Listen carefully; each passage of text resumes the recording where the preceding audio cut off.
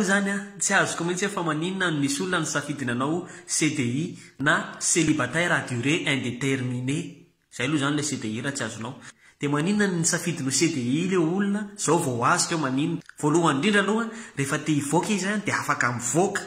rehefa nona izy a afaka mihinana pizza rehefa te hijery télé izy a afaka mijery télé rehefa te hampiaraka izy a afaka mihinana pizza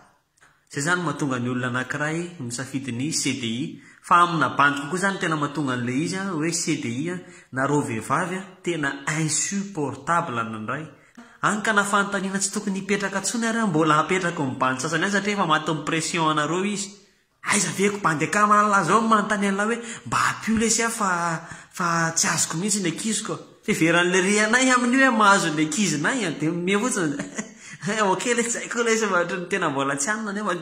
na zay koa raha tsy mahazo anareo ary zay mahatonga mibandy sasany a misafidy ny CDI amin'ny fomba ahoana kosa moa ny azahoana ianareo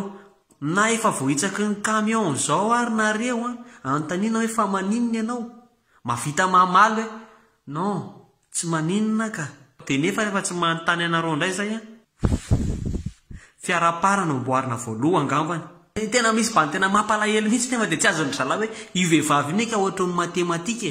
fa matematika sady tsy misy machine calculer no tsy misy chiffre tsy zavatra ho azony lahy mihitsy ao tsy hitako moa hoe inona zany tokony anontaniany lahy hoe azony lesany ve vehivavy na ohatran'izao tsisy mahazo vehivavy zany na ny ray arana mbadin'io fotsiny nge